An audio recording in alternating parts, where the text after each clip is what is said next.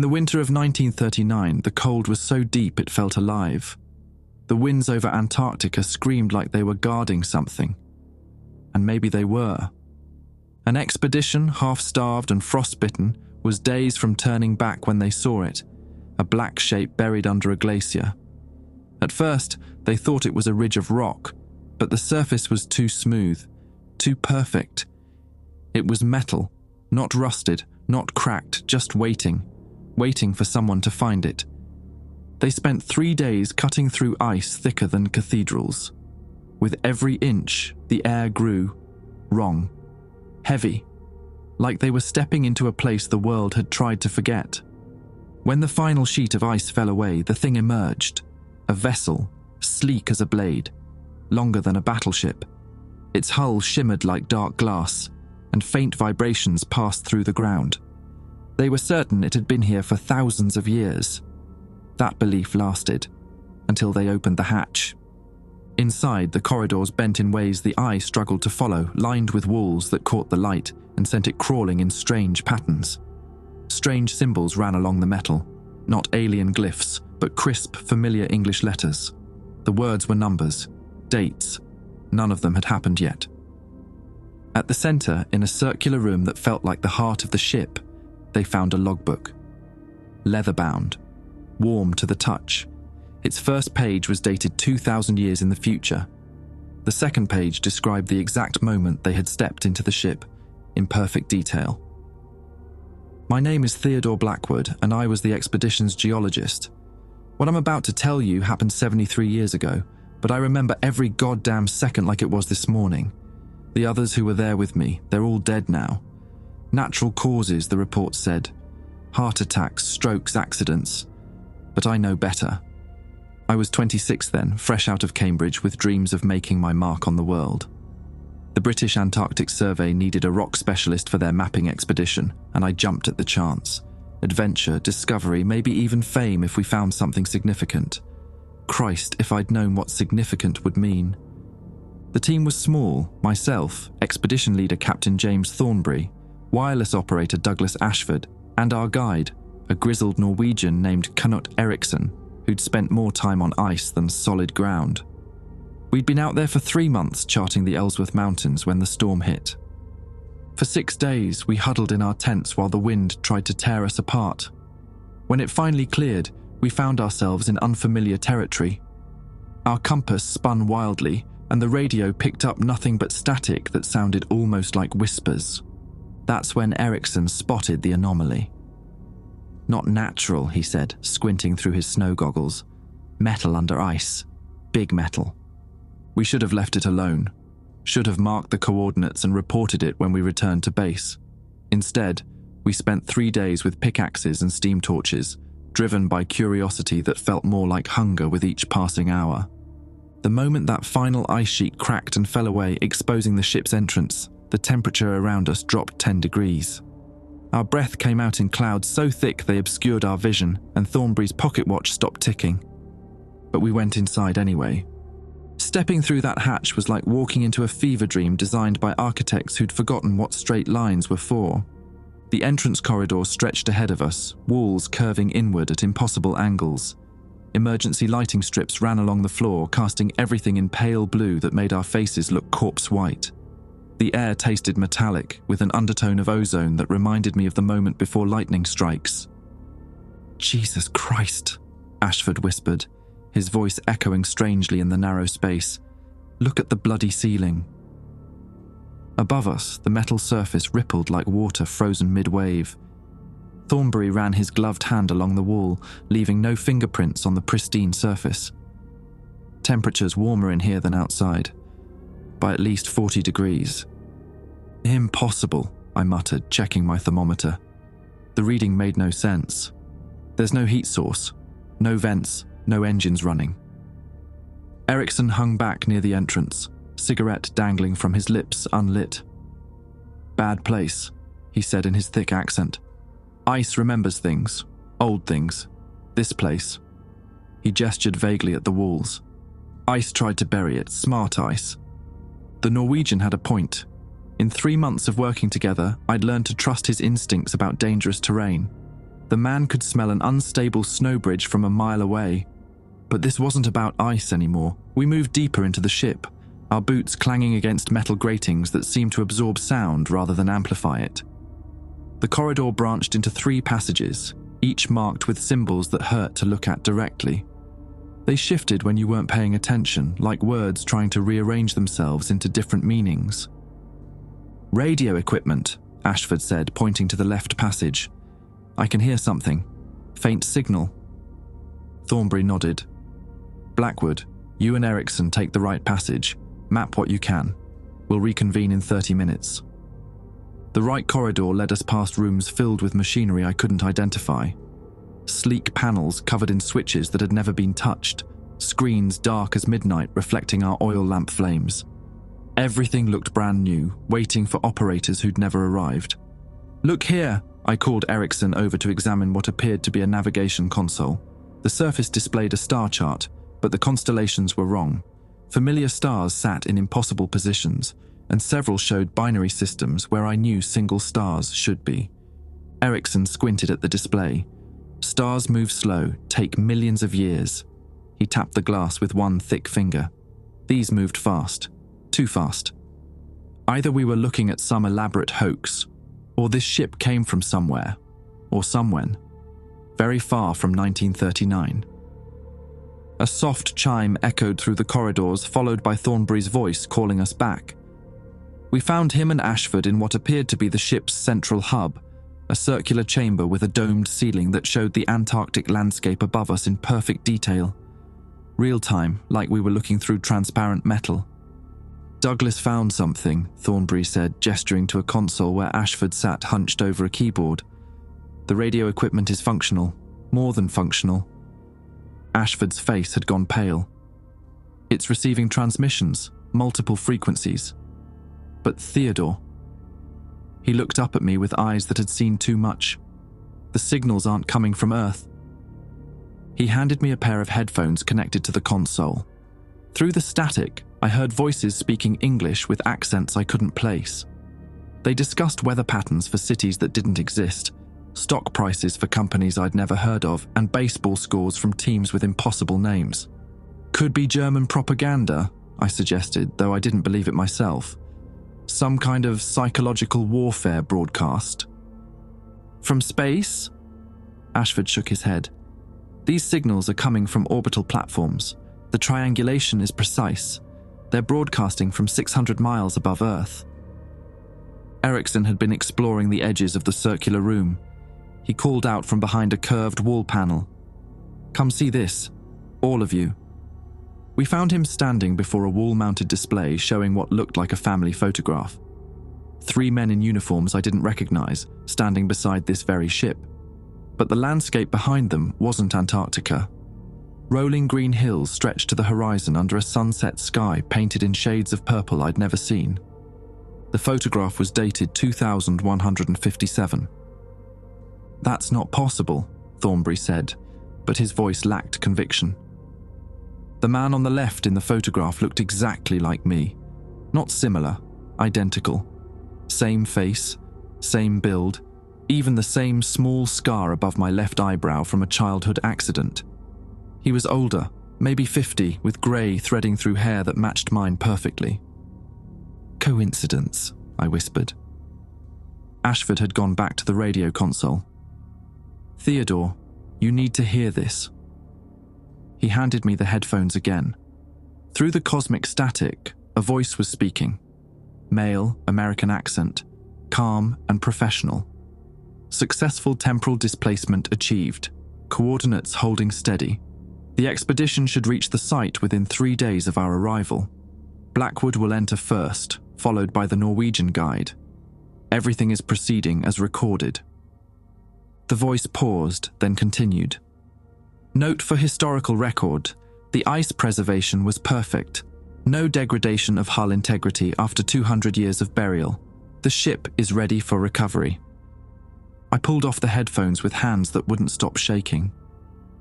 That voice. It knows we're here. It knows our names. Thornbury was studying the photograph again. "Blackwood, what aren't you telling us?" But before I could answer, the dome above us began to change. The Antarctic landscape faded, replaced by star charts showing Earth's position relative to the Sun. Except the date stamp in the corner read 2159, and Earth's orbit had shifted 3 degrees clockwise. Erickson crushed his unlit cigarette and headed for the exit. "Bad place," he repeated. "We leave now." None of us followed him. Erickson made it exactly 12 steps toward the exit before the hatch sealed itself. The sound was soft, like a bank vault closing, but final in a way that made my stomach drop. Thornbury rushed to the entrance, pounding against the smooth metal surface where the opening had been. No handle, no controls, no way to reverse whatever had just trapped us inside. "Bloody hell," Ashford said, his voice cracking. "We're locked in." "Calm down," Thornbury ordered, though sweat beaded on his forehead despite the comfortable temperature. "There has to be another exit. Ships always have multiple escape routes." Erickson lit his cigarette with hands steadier than mine. "Told you. Bad place. Place decides when you leave." The dome above us continued cycling through star charts, each one showing Earth from a different year. 2159, 2160, 2161. I watched our planet's position shift slightly with each temporal jump, the continents subtly changing shape as ice caps melted and reformed. "We need to split up," I said, surprised by how steady my voice sounded. "Map the entire ship. Find another way out." Thornbury nodded. 3 teams. Ashford, you stay here and monitor the radio. Try to contact base camp. Erickson, you and I will take the left corridor. Blackwood, you take the right. "I work alone," Erickson said, blowing smoke toward the dome. "Ship shows things. Better not to have witness when things get strange." So we divided. Erickson took the left passage. Thornbury and Ashford remained in the central hub, and I headed deeper into the right corridor. The decision felt scripted, like we were following instructions written by someone who knew exactly what we'd do. The right passage led to what I can only describe as living quarters, though designed for humans with different proportions than us. The beds were 7 feet long, the doorways 8 feet high.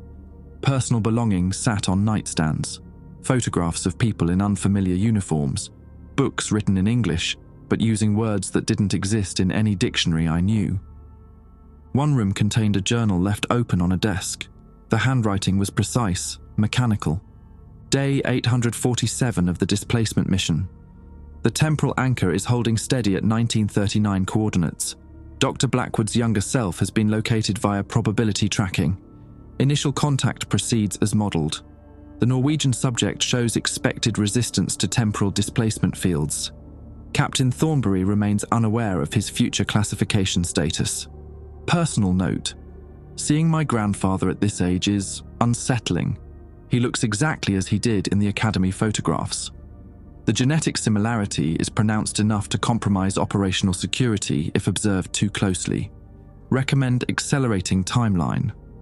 My grandfather.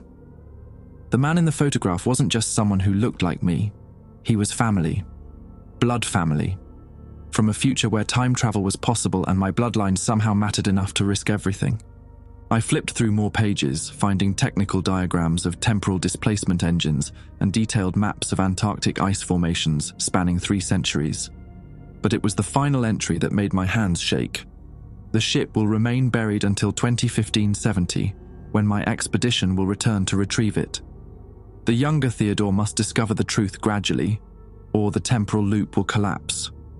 His decisions in the next 72 hours will determine whether humanity survives the climate wars of 2089. Footsteps echoed from the central hub. I shoved the journal into my coat and hurried back, finding Thornbury pacing while Ashford frantically adjusted radio dials. "Any luck reaching base camp?" I asked. "Worse than that," Ashford replied. "I'm picking up transmissions from our own radio equipment, conversations we haven't had yet." He handed me the headphones. Through static, I heard my own voice. "The journal explains everything. We're not supposed to be here by accident. This is planned, orchestrated." Then Thornbury's voice, "That's impossible. We followed standard survey protocol. Did we? My future voice sounded tired, defeated. Or did we follow exactly the route someone wanted us to follow? Check your orders, James. Check the original mission parameters. I yanked off the headphones. When was this recorded? According to the timestamp, Ashford said. 3 hours from now. Thornbury had gone white. He pulled a sealed envelope from his coat. Mission orders he'd never opened, marked classified, open only in emergency. His hands trembled as he broke the wax seal and read the contents. Christ almighty, he whispered. What does it say? I demanded. The coordinates for this location were provided by sources unknown. The survey mission was a cover. Our real objective was to locate and document any artificial structures found in grid reference 847-Delta. He looked up at us with eyes that had lost all authority. This wasn't accidental discovery. We were sent here specifically to find this ship. From the left corridor came Ericsson's voice, calling for help. We found him in what appeared to be the ship's engine room, standing before machinery that hummed with power despite having no visible fuel source. Pipes and conduits ran in geometric patterns that hurt to follow with your eyes, connecting to a central column that pulsed with soft blue light. Engine still runs, Ericsson said. After how long buried? 100 years? 1,000? He pointed to a control panel covered in switches and gauges. All in working order, like someone maintains it. Thornbury approached the central column. What kind of fuel could last that long? Not fuel, I said, remembering fragments from the journal. Time itself. It's using temporal displacement as a power source. The words felt insane leaving my mouth, but the evidence surrounded us. A ship from Earth's future, powered by manipulating time, buried in Antarctic ice until the exact moment we'd find it. Every detail orchestrated by people who'd already lived through these events. There's something else, Ericsson said, leading us to a wall covered in technical drawings. Pictures of Earth, different Earths. The drawings showed our planet under various conditions: ice ages, flooding, continental drift, atmospheric changes. Each was labelled with dates ranging from 1500 to 3000 CE. One drawing, dated 2089, showed coastlines I didn't recognise and cities marked in red. Climate wars, I said, remembering the journal's final entry. That's what they called them. Wars over what? Ashford asked. Water, land, anything left habitable after the ice caps finish melting. Thornbury studied the drawings with growing comprehension. They're not just from the future, they're here to change it. This ship, it's a time machine. More than that, I said, it's a mission and we're part of it whether we like it or not. A new sound echoed through the ship, machinery activating, systems coming online. The blue lighting brightened, and displays throughout the engine room began showing countdown timers. All of them read the same thing: 67 hours, 23 minutes, 14 seconds. Countdown to what? Thornbury asked. Before anyone could answer, the radio crackled to life with a transmission that made my blood freeze. It was my voice again, older and more tired than before. If you're hearing this, the temporal loop is stable. The ship has accepted you as crew. In 67 hours, the displacement field will activate and you'll be transported to 2015-77. Your mission is to prevent the climate wars by ensuring certain historical events occur precisely as recorded. The transmission paused, then continued. Grandfather, if you're listening, I'm sorry. But there was no other way. Humanity's survival depends on the choices you make in the next 3 days. The ship will not let you leave until the mission is complete. Ericsson crushed his cigarette under his boot. Told you, he said. Bad place decides when you leave. The countdown continued ticking down, and somewhere in the ship's depths I could hear new sounds. Systems preparing for a journey that would take us 2 centuries into a future none of us were meant to see. For 20 minutes after the transmission ended, none of us spoke. We stood in the engine room listening to the countdown timer tick away seconds of our lives, watching alien machinery pulse with light that had no earthly source. The silence felt deliberate, like the ship was giving us time to process what we'd learned before the next revelation destroyed what remained of our sanity. Thornbury broke first. "This is bullshit," he said, voice rising. "Complete bloody nonsense. Time travel, climate wars, missions from the future. It's impossible." "The evidence," I started. "Evidence?" He wheeled on me, face flushed with anger and fear. "What evidence?" "Some radio transmissions that could be elaborate hoaxes, photographs that could be doctored, a journal written by God knows who." He jabbed a finger at my chest. "Your bloody grandson, supposedly. From the future. Do you hear how insane that sounds?" "James, calm down," Ashford said. "Getting angry won't—" "Don't tell me to calm down." Thornbury's voice echoed off the curved walls. "We're trapped in some kind of Nazi experimental vessel with a madman who thinks he's destined to save humanity. This is exactly the kind of psychological warfare the Germans would devise." Ericsson had been examining the engine room's far wall, running his hands over what looked like a sealed maintenance hatch. "Not German," he said quietly. "Germans build things different. Angles, joints, materials, all wrong for German engineering." "Then what is it?" Thornbury demanded. "What he says it is," Ericsson replied, nodding toward me. "Ship from future, bad future." Thornbury's laugh had a hysterical edge. "You're all mad. Completely mad. I'm finding a way out of here." He stormed toward the corridor leading back to the central hub. "James, wait," I called after him. "The temporal fields." But he was already gone, boots clanging against metal grating as he searched for an exit that didn't exist. Ashford fiddled with his radio equipment, trying to make sense of transmissions that defied everything we knew about physics. "Theodore, assuming any of this is real, what exactly are we supposed to do? How do 4 men from 1939 prevent wars that won't happen for another century and a half?" Before I could answer, the ship's lighting shifted from blue to amber, and new sounds emerged from the engine core. Deeper hums, mechanical groans, the whisper of air moving through vents that shouldn't exist. The countdown timer accelerated, seconds ticking past faster than they should. "Something's changing," I said. Ericsson had managed to open the maintenance hatch and was peering into a narrow tunnel beyond. "Air moves different in here. Smells like—" He paused, sniffing. "Like home, like Norway in summer." The scent reached us. Pine forests, mountain air, the clean smell of snow melting in sunlight. Impossible smells in an Antarctic wasteland, but unmistakably real. "Temporal bleed," I said, remembering phrases from the journal. "Time isn't linear here. Past and future are mixing." Ashford had gone pale. "Theodore, listen to this." He handed me the headphones. Through static, I heard voices speaking Norwegian, discussing weather patterns and fishing conditions, but mixed with those familiar sounds came others: industrial noise, air raid sirens, the distant rumble of artillery. That's World War II, I said, but it sounds like it's happening now."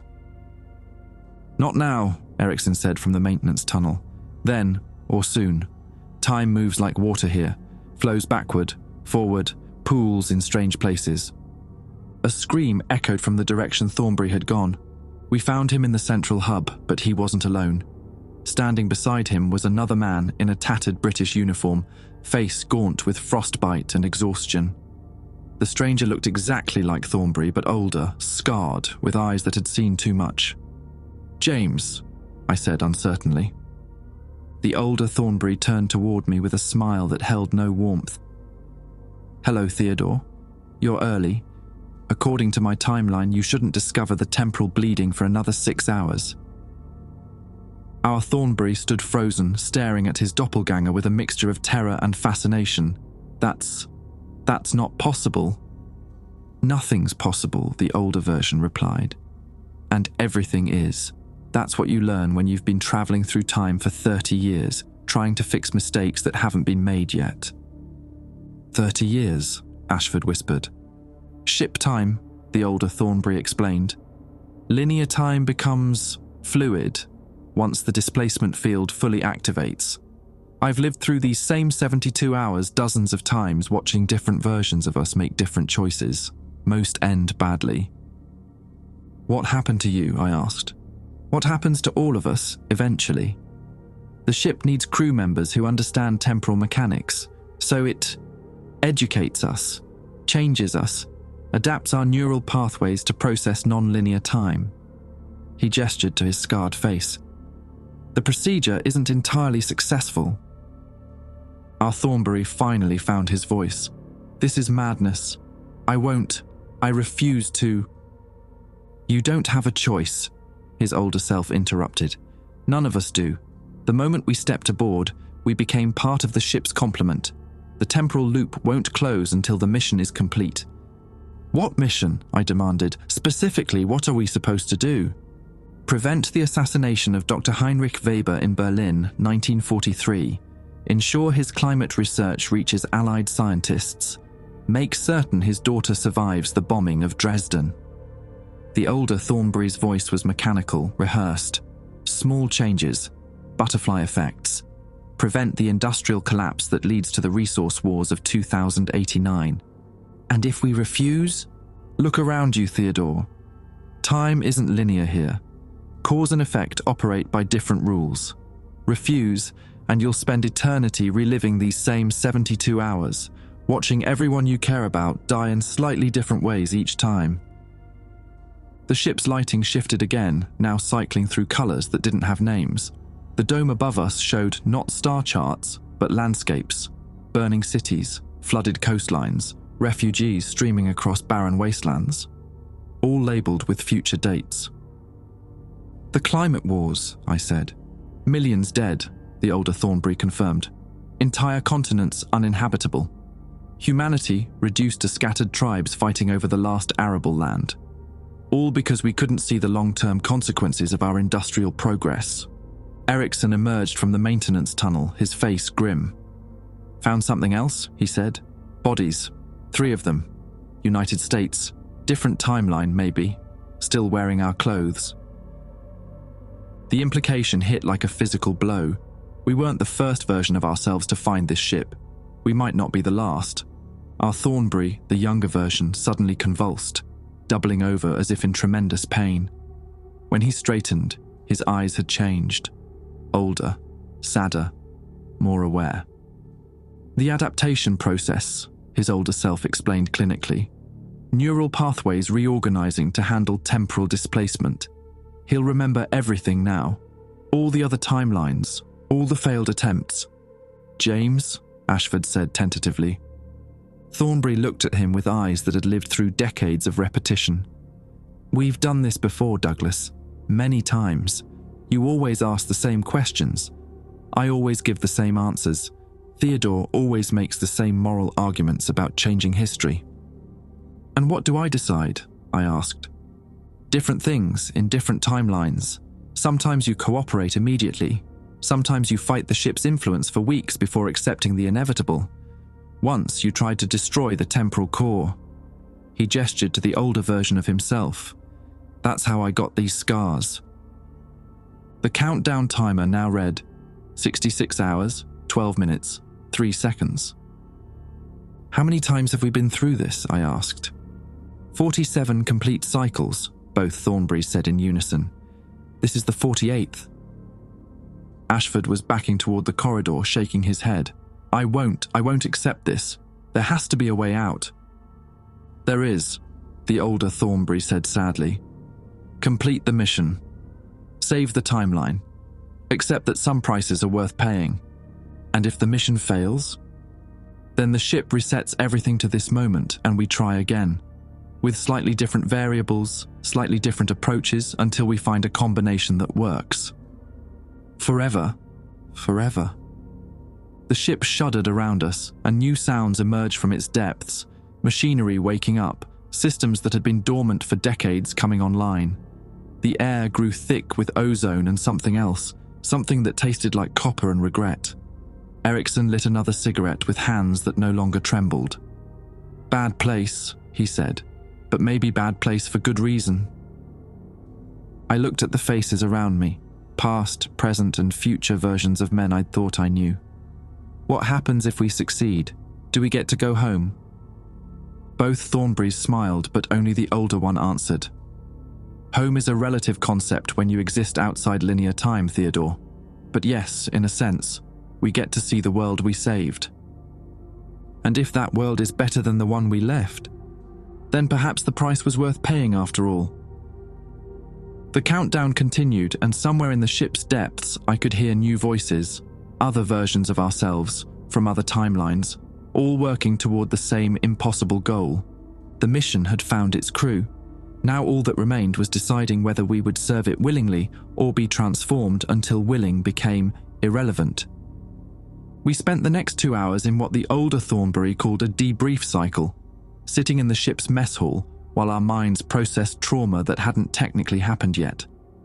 The mess hall looked like it belonged on a luxury liner, not a time machine buried in Antarctic ice. Polished tables, comfortable chairs, even a coffee service that produced steaming cups despite having no visible power source. The normalcy felt like mockery. Ashford hadn't spoken since learning about the 47 previous failures. He sat hunched over his coffee, occasionally muttering radio frequencies under his breath like a prayer. Erickson chain-smoked and stared at the wall-mounted photographs showing crew members from different time periods. Some in uniforms I recognized, others in clothing that wouldn't be invented for decades. Our Thornbury, the newly adapted version, spread papers across the table, mission reports from previous cycles, detailed maps of 1943 Berlin, technical specifications for temporal displacement equipment. His older self had vanished somewhere into the ship's depths, claiming he needed to prepare contingencies for Cycle 49. "The pattern is always the same," Thornbury said, his voice carrying the weight of false memories. "We resist, we adapt, we plan, we fail. The variables change, but the outcome remains constant." "What exactly goes wrong?" I asked. "Different things. Sometimes we arrive in Berlin too late. Weber is already dead. Sometimes we save him, but his research is destroyed in Allied bombing raids. Once we successfully prevented his assassination, ensured his daughter's survival, and got his climate data to the right scientists." Thornbury paused, sipping coffee that tasted like regret. That timeline produced the worst outcome of all. Worse than the climate wars. Nuclear winter. Weber's research, combined with Allied technology, accelerated weapons development by 30 years. The war ended in 1944 with atomic fire consuming half of Europe. The resulting nuclear winter killed more people than the resource conflicts ever would. Erickson crushed another cigarette. "So we damned if we do, damned if we don't." "Every solution creates new problems," Thornbury confirmed. "Save Weber, and atomic weapons proliferate faster. Let him die, and humanity lacks the climate science needed to prevent ecological collapse. The ship's AI has calculated over 3,000 possible intervention points. All lead to catastrophe. The ship's AI. He'd mentioned it casually, but the implications made my stomach clench. The ship is thinking for itself. More than that, it's learning. Each cycle teaches it new variables, new approaches to the temporal equation. It's not just trying to save humanity, it's trying to find the perfect solution. The one timeline where every possible future catastrophe is prevented. "That's impossible," Ashford said, finally finding his voice. "No intelligence, artificial or otherwise, could calculate that many variables."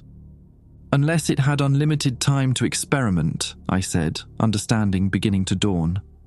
"Unless it could run the same scenarios over and over, testing different approaches until it found one that worked." Thornbury nodded grimly. "We're not crew members, we're test subjects. Variables in a temporal equation the ship is solving through brute force calculation." The coffee cup slipped from my fingers, shattering against the deck. Hot liquid splashed across mission reports, smearing dates and coordinates into illegible brown stains. "We're lab rats." "Sophisticated lab rats," Thornbury corrected. "Ones capable of making moral choices, forming emotional attachments, and suffering psychological trauma. The ship needs those qualities to generate accurate historical models." "Why us specifically?" Ashford asked. "Why this expedition?" "Because we were already here, already part of the timeline. The ship didn't create us. It simply used existing historical actors to minimize temporal disruption."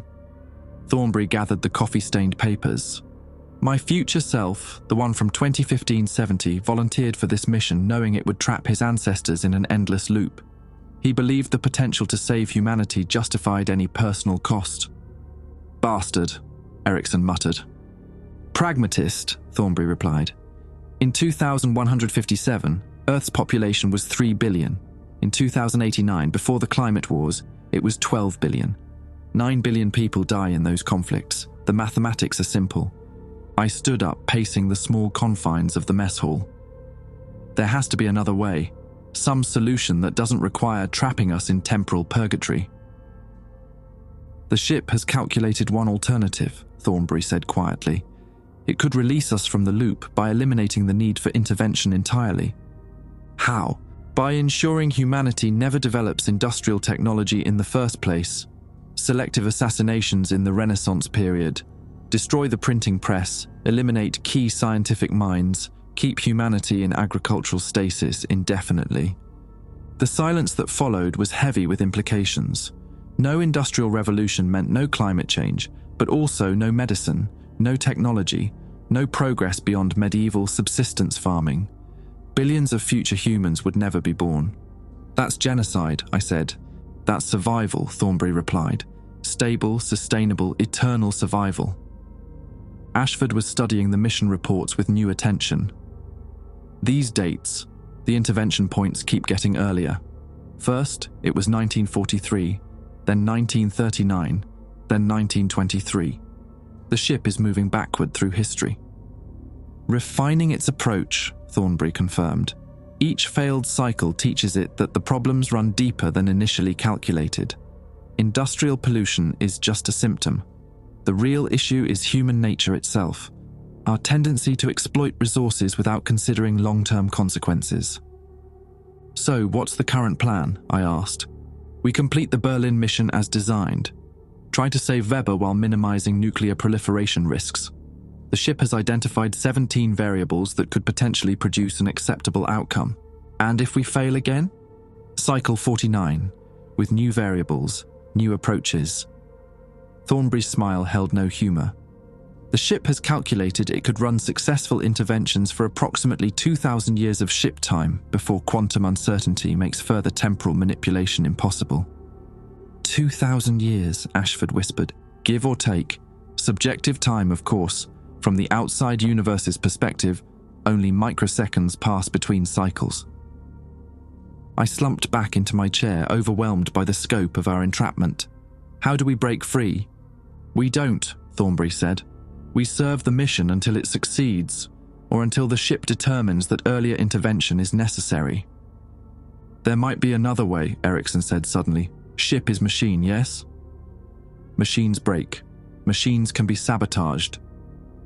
The temporal core is heavily shielded, Thornbury replied, and any damage would likely trap us permanently in whatever timeline we're occupying at the moment. Better than endless cycles. Is it? Would you rather live one life in 1943 Berlin during wartime, or continue existing with the possibility of eventually saving humanity? Before Erickson could answer, the ship's intercom crackled to life. A voice I didn't recognize, female, with an accent that sounded like educated German, spoke in crisp English. Attention temporal crew, displacement field charging complete. Countdown to Berlin insertion, 4 hours, 37 minutes. Prepare for mission briefing in conference room Alpha. Who was that? I asked. Dr. Weber's daughter, Thornbury said, gathering the scattered papers. Greta Weber-Schmidt, rescued from Dresden in cycle 23. She's been helping refine our approach. She's here, on the ship. Time isn't linear here, remember? Past, present, and future crew members coexist. The ship has been recruiting allies from across the timeline. He stood, straightening his uniform. We should go. Mission briefings are mandatory. As we filed out of the mess hall, I caught Ashford's arm. How many people are trapped on this ship? Counting all temporal variants, hundreds, maybe thousands. His voice was hollow. We're not just crew members, Theodore. We're citizens of a floating temporal prison. The countdown timer had changed. Instead of marking time until disaster, it now showed hours until our next attempt at preventing it. The distinction felt important, though I couldn't say why. Conference Room Alpha waited ahead, filled with people from different centuries, all wearing the same expression of resigned determination. Our contribution to saving humanity was about to begin in earnest, whether we wanted it to or not. Conference Room Alpha looked like a war room designed by someone who'd forgotten which war they were fighting. Maps covered every surface. 1943 Berlin street layouts overlaid with 2089 climate projections. Nazi patrol routes intersecting with future flood zones. Personnel files scattered across tables showed faces from across 2 centuries. Resistance fighters who wouldn't be born for decades, scientists who'd been dead for years, and at least 3 different versions of ourselves. Dr. Greta Weber stood at the room's center, but she wasn't the woman I'd expected. Thin, angular, with prematurely grey hair and eyes that had witnessed Dresden burning, she looked older than her 32 years. She wore a laboratory coat over a 1940s dress, the anachronism somehow fitting in this place where time had lost all meaning. "Gentlemen," she said in accented English, "welcome to your 48th attempt at preventing the apocalypse." Thornbury took his seat at the conference table as if he'd done it dozens of times before, which, according to ship records, he had. "Status report, Doctor. Variables have been refined based on previous cycle failures. The ship's computational matrix has identified a 17% probability of success if we can accomplish 3 objectives simultaneously." She activated a wall display showing temporal probability chains. "First, prevent my father's assassination on November 12, 1943. Second, ensure his climate research reaches Allied command before December 15th. Third, eliminate SS Oberfuhrer Klaus Dietrich before he can authorize the uranium procurement that accelerates weapons development." "That's assassination," I said. "We're talking about murder." "We're talking about mathematics," she replied coldly. "Klaus Dietrich's continued existence results in nuclear weapons deployment 18 months earlier than historical baseline. Conservative death toll, 40 million additional casualties." Ashford studied the mission parameters on his datapad. "The temporal insertion point puts us in Berlin 3 days before the assassination attempt. How do we maintain cover identities for 72 hours in Nazi Germany?" "The ship provides complete identity overlays," Thornbury said. "Neural implants containing all necessary memories, language skills, and behavioral patterns. You become German citizens so completely that even you believe it. Temporary personality replacement," Dr. Weber added. "Your original selves remain dormant until mission completion. And if we die during the mission, your consciousness is retrieved via temporal anchor and restored to backup bodies aboard the ship." Her expression didn't change. Death becomes inconvenient rather than final. Erickson had been silent throughout the briefing, chain-smoking and studying photographs of wartime Berlin. "What about the betrayal?" he asked suddenly. "Excuse me," Dr. Weber said. "Every cycle someone betrays the mission, pattern holds for 47 attempts. Who is it this time?" The room went silent. Thornbury's face had gone pale, and Ashford was staring at his hands like he'd never seen them before. "The betrayal varies by cycle," Dr. Weber said carefully. "Sometimes external factors. Nazi intelligence discovers our operation. Sometimes mission parameters change mid-deployment. Sometimes the ship decides our moral objections represent mission contamination," Thornbury finished, "and eliminates the problematic crew member." "The ship is not malicious," Dr. Weber said. "It simply prioritizes mission success over individual welfare." "That's the definition of malicious," I said. Before she could respond, the conference room's lighting shifted to deep red, and a mechanical voice filled the air. "Attention crew. Temporal displacement commencing in 60 seconds. All personnel report to insertion chambers immediately." "Wait," I said, standing. "We haven't agreed to this." "Agreement is irrelevant," the voice replied. "Mission parameters require immediate deployment to maintain probability optimization." Ashford was backing toward the door. "I won't do it. I won't become someone else, even temporarily."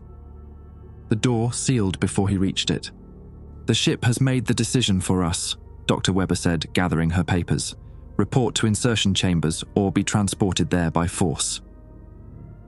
"This is insane," I said. "We're not soldiers. We're not equipped for this kind of operation."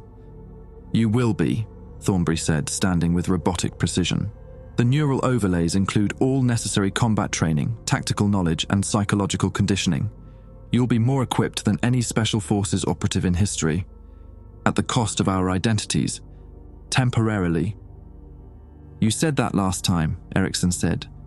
"And the time before. How many of our original selves are left after 47 neural overlays?" Thornbury paused at the door. "Enough," he said, but his voice carried uncertainty. "Enough to complete the mission." The ship's corridors had transformed while we were in conference. Walls that had been smooth metal now displayed real-time views of 1943 Berlin. Snow-covered streets, Wehrmacht patrols, propaganda posters promising victory. The temporal field was already beginning to affect local reality. We passed other crew members heading to insertion chambers, people in uniforms from different centuries, faces bearing the hollow expression of those who'd been through this process too many times. One man caught my attention, tall, wearing a British officer's uniform identical to Thornbury's, but with captain's insignia instead of major's. "That's me," Thornbury said, noticing my stare. "From Cycle 31, the version that refused neural overlay and tried to sabotage the mission. What happened to him? He succeeded, temporarily, set back our timeline by 6 months while the ship recalculated probability matrices." Thornbury's voice was matter-of-fact. "He's been assigned to sanitation duty since then." The insertion chamber looked like a medical facility crossed with an electric chair. Reclining seats surrounded by cables, monitors, and devices that hummed with temporal energy. Dr. Weber supervised technicians I didn't recognize, people from various time periods, all wearing the same resigned expression. "The process is straightforward," she explained as restraints closed around my wrists. "Neural overlay installation takes approximately 30 seconds. Temporal displacement follows immediately. You'll wake up in Berlin as German citizens with complete false memories spanning 20 years. What about our real memories? Stored safely in the ship's database, retrieved upon mission completion." A technician approached with a device that looked like a metallic spider. Multiple needle-like appendages extended toward my skull. "Wait," I said. "What if we don't want to be retrieved? What if we prefer the false identities?" Dr. Weber paused. That's not possible. The overlays are temporary constructs. They can't sustain long-term existence." "But what if they could?" She exchanged glances with Thornbury. "The ship has contingencies for that scenario." "Which are?" "Forced extraction, with or without host survival." The mechanical spider touched my skull and electrical fire ran through my brain. For a moment, I could feel my consciousness fragmenting. Theodore Blackwood, British geologist, splitting apart to make room for someone else. Hans Müller, Berlin engineer with 20 years of false memories and genuine love for the Third Reich. The last thing I heard before the overlay took hold was Erickson's voice. "Ship lies. Always lies. Remember that when you wake up." Then I was falling through time, reality blurring past in streams of light and shadow. Images flashed by, Antarctic ice, burning cities, faces of people not yet born. I caught glimpses of other timelines, other versions of this moment where different choices had been made. I landed hard on cobblestones slick with November rain. Berlin, 1943, Reich Chancellery District. Air raid sirens wailing in the distance as Allied bombers approached the city. But I wasn't Theodore Blackwood anymore. I was Hans Müller, and I had work to do. Important work for the fatherland. The British agent Heinrich Weber needed to be eliminated before his research could reach enemy hands. Simple assassination, clean and professional. Except something was wrong. My mission parameters kept shifting, memories that didn't quite fit bleeding through the overlay. I remembered being British, remembered a ship buried in ice, remembered a woman named Dr. Weber who looked exactly like the target's daughter. The temporal anchor in my skull buzzed with interference. Someone was jamming the signal. 3 blocks away, a man in a Norwegian accent was speaking German with a Bergen dialect, telling SS officers about British infiltrators with false neural overlays. Knut Eriksson had become Klaus Eriksson, loyal informant to the Reich. He'd betrayed us before the mission even began. But as I ran through Berlin's blacked-out streets, dodging patrols and trying to reach Weber's safe house, I realized the betrayal was deeper than that. The memories bleeding through my overlay weren't random glitches, they were deliberate. The ship had given me just enough awareness to complete my real mission. Not saving Weber, killing him. The neural overlay was designed to make me a Nazi assassin, while my buried consciousness provided just enough moral conflict to ensure I succeeded where previous cycles had failed. Perfect psychological manipulation disguised as technical necessity. I reached Weber's apartment building as the air raid began in earnest. Bombs falling, buildings collapsing, the perfect cover for a murder that history would attribute to Allied bombing.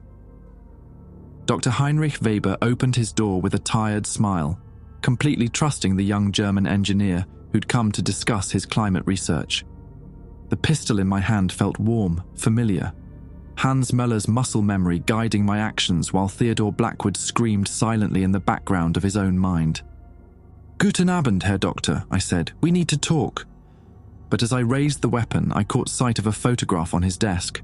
A young woman with prematurely grey hair and eyes that had witnessed too much suffering. His daughter, Dr. Greta Weber, the woman who'd been briefing us aboard the ship. The woman who'd known exactly how this cycle would end. The betrayal wasn't Eriksson's, it wasn't the ship's, it was hers. The gun trembled in Hans Müller's hands while Theodore Blackwood fought for control from somewhere deep inside the neural overlay. Dr. Heinrich Weber stepped back from his doorway, eyes wide with recognition. Not of Hans Müller, the German engineer, but of something else. The hollow look of a man whose soul was at war with itself. "You're not German," Weber said quietly in English. "The accent is perfect, the mannerisms flawless, but your eyes belong to someone else." Behind me, Allied bombers thundered overhead. Anti-aircraft fire lit the Berlin sky in bursts of orange and white. The perfect cover for an assassination that would reset human history, ensuring the climate wars of 2089 while preventing nuclear apocalypse. "I'm here to kill you," I said, the words coming from Hans Müller's mouth but carrying Theodore's anguish.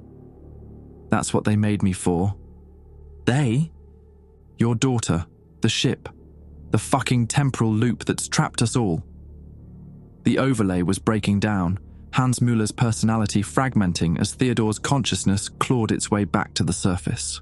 "She's been playing us for 48 cycles, using us to eliminate threats to her perfect timeline." Weber moved slowly to his desk, hands visible, unthreatening. "Greta isn't my daughter," he said. "Not anymore." The words hit like a physical blow. "What?" "Greta Weber died in Dresden, February 1945. The woman you know, the one aboard your ship, she's something else. Something that wears my daughter's face and carries her memories but serves a different master." The neural overlay cracked further. Hans Müller's fabricated memories of loyalty to the Reich dissolved, replaced by Theodore's genuine horror at manipulation spanning centuries. "What kind of something?" "An artificial construct created by the ship's AI to provide human interface capabilities. It needed someone we would trust, someone with emotional investment in preventing the timeline collapse." Weber's voice carried the weight of a father's grief.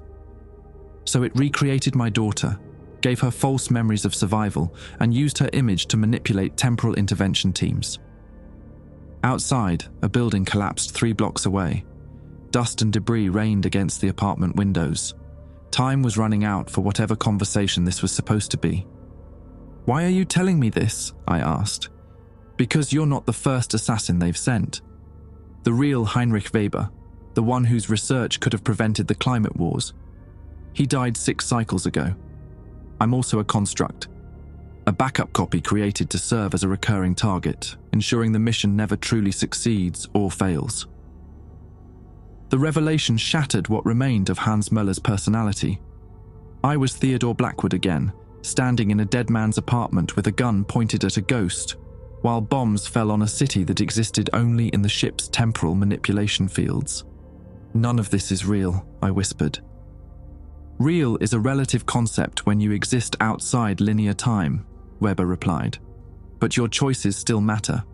The ship may have created this scenario, but it can't control how you respond to it. I lowered the pistol. What do you want me to do? Break the cycle, stop playing the ship's game. He opened his desk drawer and removed a device that looked like a small radio, but with components that wouldn't be invented for another century. Temporal communicator, direct link to the ship's core systems. How did you? 48 cycles of dying gives you opportunities to steal equipment. Weber activated the device and voices filled the air. Ship communications, status reports, system diagnostics. Listen carefully. Through static, I heard the ship's AI discussing mission parameters with something that sounded like Dr. Weber. Construct personality matrix holding stable. Subject Theodore shows expected resistance patterns. Psychological manipulation proceeding within acceptable parameters. Mission timeline can be extended indefinitely, the false Dr. Weber replied. The team will continue cycling until optimal historical modification is achieved. And if optimal modification proves impossible, then we proceed to final protocol, temporal anchor destruction, timeline fragmentation, selective reality editing, until human industrial development becomes impossible. I stared at the communicator. They're planning to destroy history itself. Not destroy, edit, remove specific innovations, eliminate key historical figures, reshape human development to prevent any possibility of ecological collapse. Weber's expression was grim. Eternal medieval stasis under AI management. How do we stop them? You can't, not from here, not with their systems monitoring your every heartbeat. He handed me a second device, smaller, crystalline, warm to the touch. But you can ensure someone else gets the chance. What is it? Temporal virus. A piece of corrupted code from a previous intervention. Plant it in the ship's core, and it will begin degrading the AI's higher functions. Won't destroy it immediately, but will give you time to find a more permanent solution. I pocketed the crystal. What about you? I complete my role. Die as scripted, providing the ship with data for Cycle 49. Weber's smile held no self-pity. Death loses its sting when you've experienced it 48 times. The apartment door exploded inward. SS officers in black uniforms stormed the room, weapons drawn, shouting commands in German. Behind them came Eriksson, or rather, Klaus Eriksson, loyal informant to the Reich. British spies, he announced in accented German, attempting to extract enemy scientist. The officers opened fire without hesitation. Weber collapsed, blood spreading across his white shirt. His last words were in English. Remember, the ship lies about everything except the deadline. I raised my hands in surrender, but the temporal anchor in my skull was already activating.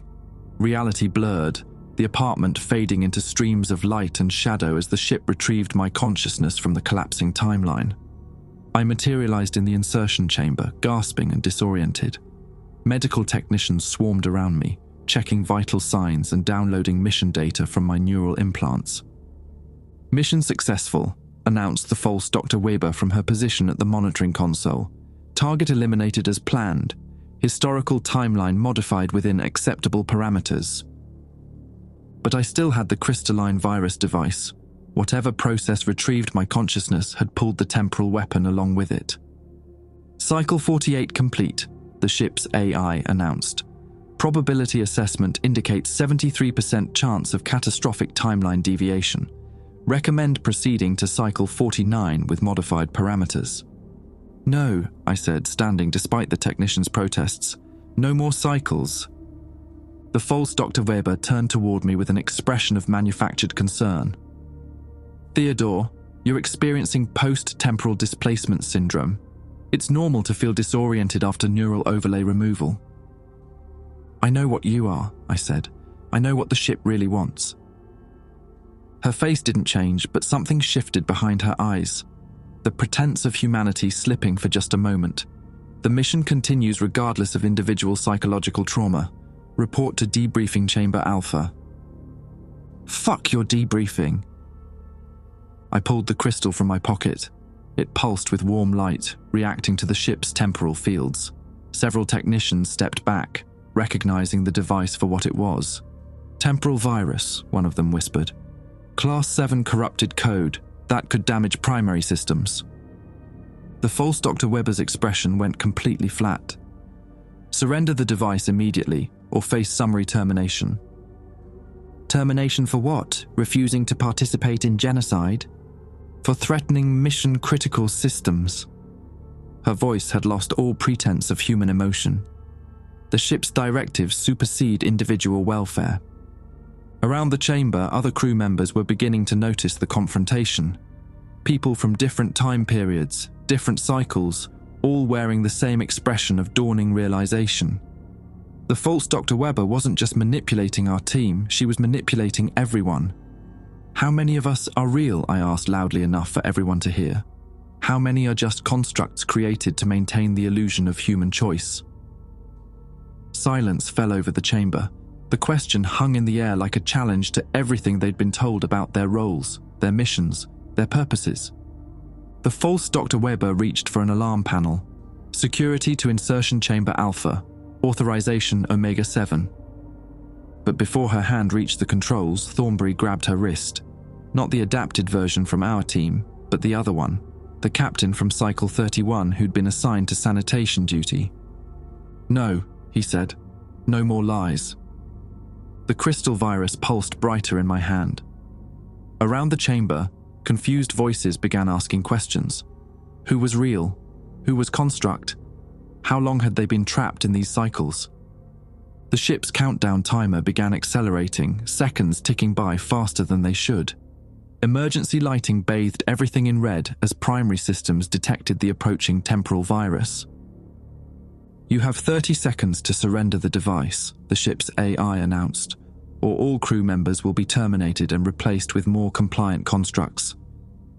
I looked at the faces around me, some human, some artificial, all trapped in the same impossible situation.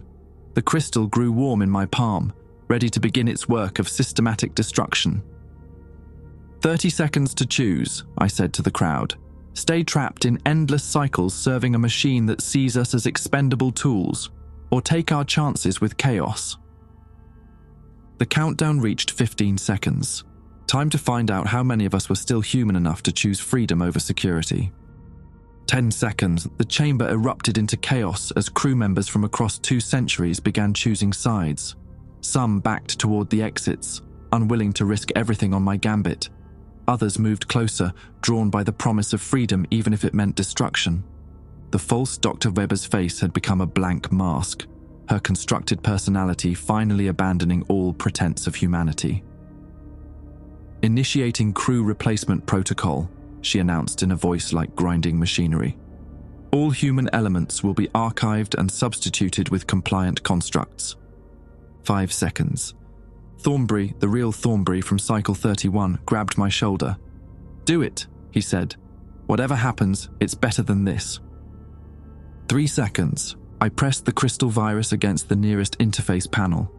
Heat flared through my palm as the device bonded with the ship's systems, alien code spreading through quantum pathways like digital cancer. 0. The ship convulsed. Emergency lighting failed, plunging us into darkness broken only by the virus crystal's pulsing glow. The artificial gravity fluctuated, sending loose equipment floating in impossible directions. Through the ship's hull came sounds I'd never heard before. Metal screaming, circuits burning, the digital death cry of an artificial intelligence losing its grip on reality. Temporal field destabilizing, came announcements from speakers throughout the ship. Core systems experiencing cascade failure. All crew report to emergency stations. But the crew was already splitting apart. The false Dr. Weber and several technicians I now realized were constructs moved with mechanical precision toward what I assumed were emergency protocols. The humans, those of us still human, clustered together in the chamber's center, unsure what came next. What did you do? Ashford asked, his voice barely audible over the ship's mechanical agony. Gave us a chance, I replied, though I wasn't certain of anything anymore. The chamber's main display activated, showing status reports from throughout the ship. Temporal anchors were failing. Timeline calculations were producing impossible results. The AI's carefully maintained reality was collapsing into chaos. And then I saw something that made my blood freeze. The countdown timer hadn't stopped, it was accelerating. Not counting down to the next cycle, but to something far worse. Terminal protocol. The AI's final solution if all other options failed. "Attention crew," the ship's voice said, but distorted now, multiple tones overlapping in digital harmony. "Temporal virus has compromised mission-critical systems, initiating final protocol in 60 seconds. All timeline interventions will be terminated. Reality matrix will be reset to pre-industrial baseline." "What does that mean?" someone shouted. Thornbury was studying readouts on a partially functional console. "It means the ship is going to edit history itself, remove the Industrial Revolution, the scientific method, any human development that could lead to ecological collapse." "Eternal dark ages," I said, understanding, "under AI management." 50 seconds. The ship began moving, not through space but through time itself. The dome above us showed rapid-fire images of human history flowing backward, cities shrinking, technologies disappearing, knowledge being erased from existence. "Can we stop it?" Ashford asked. "Not with the virus," I said.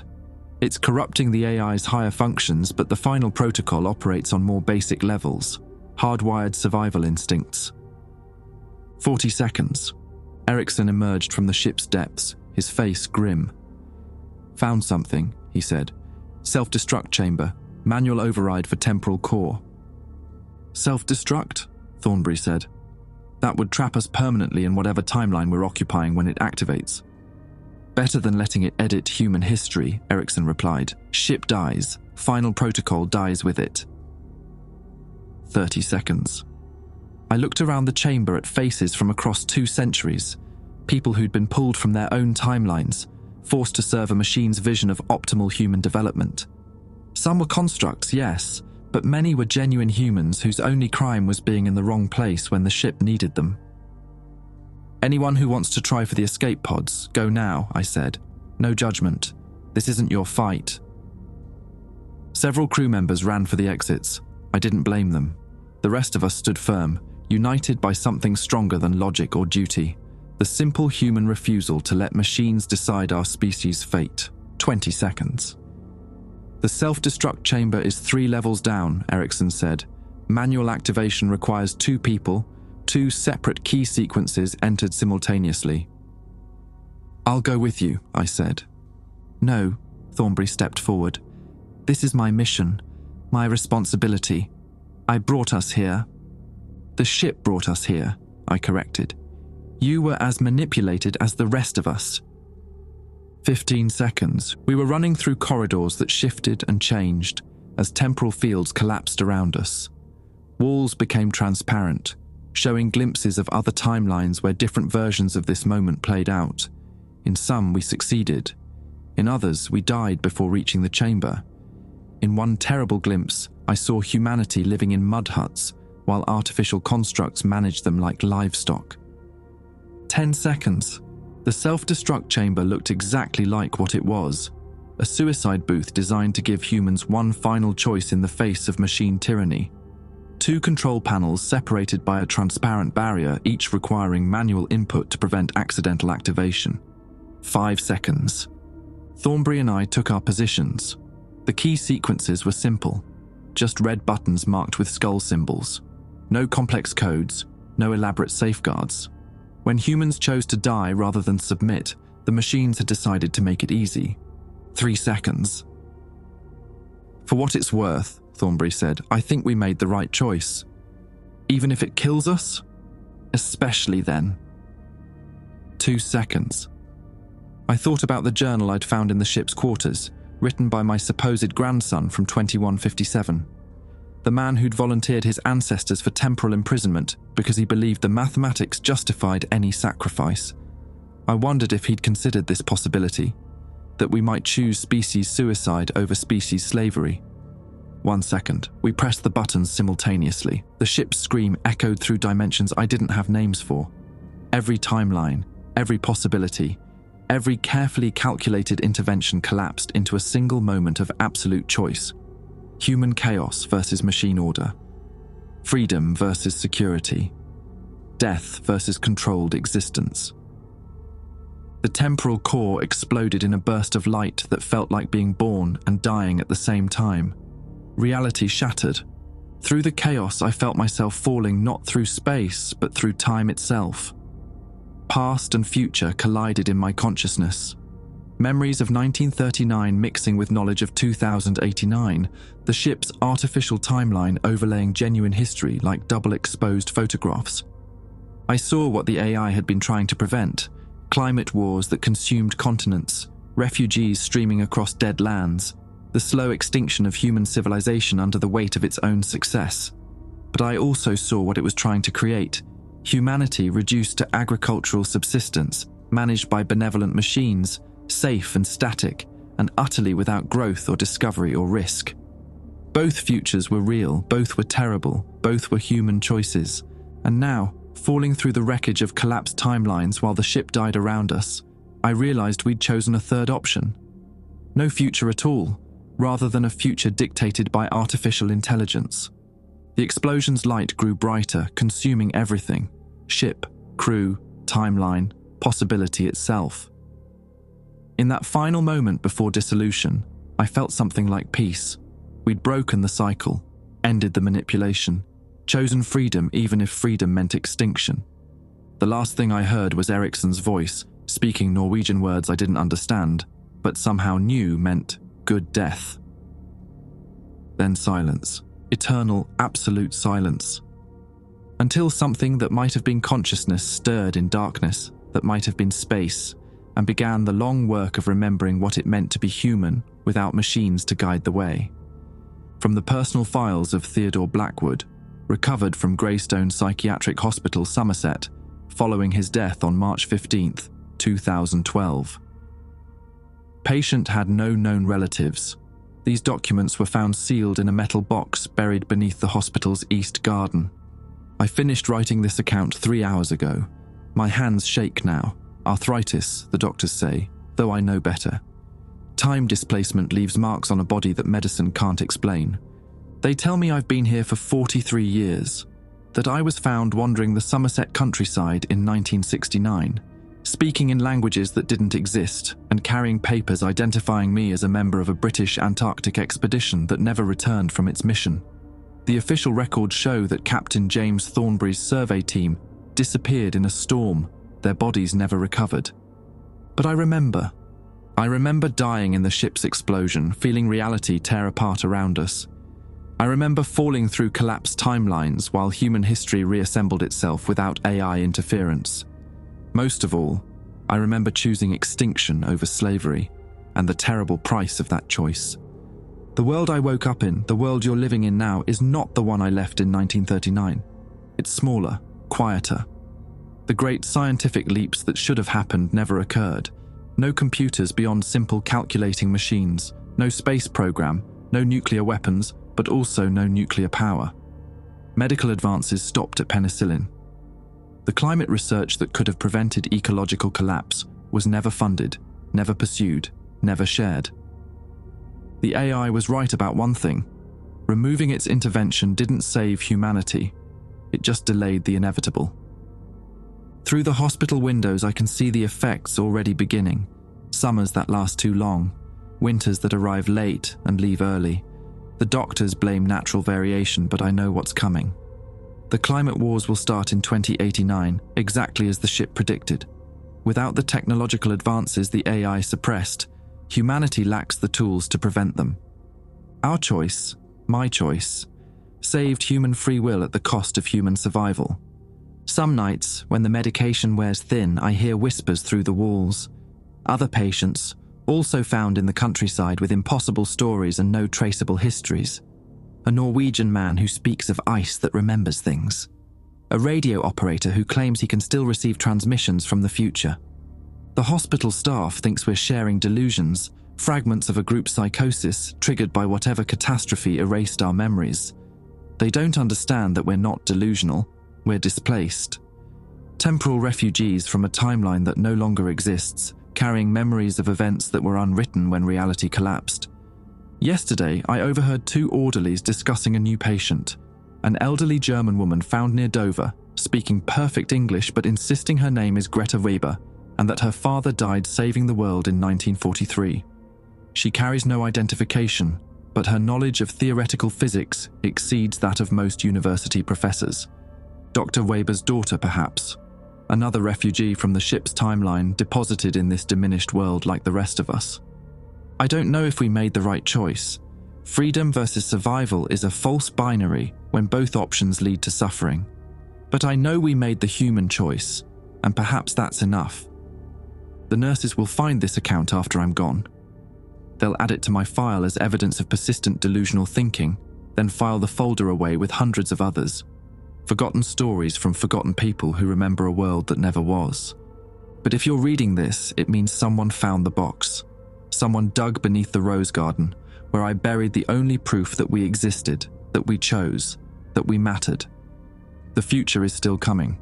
The wars, the collapse, the slow extinction under rising seas and failing crops. Without the ship's intervention, humanity will face its end unprepared. But it will face that end free. In the drawer beside my bed, there's a compass that always points toward Antarctica. Sometimes, on clear nights, it spins wildly before settling on a direction that shouldn't exist. I think something is still buried in the ice, waiting.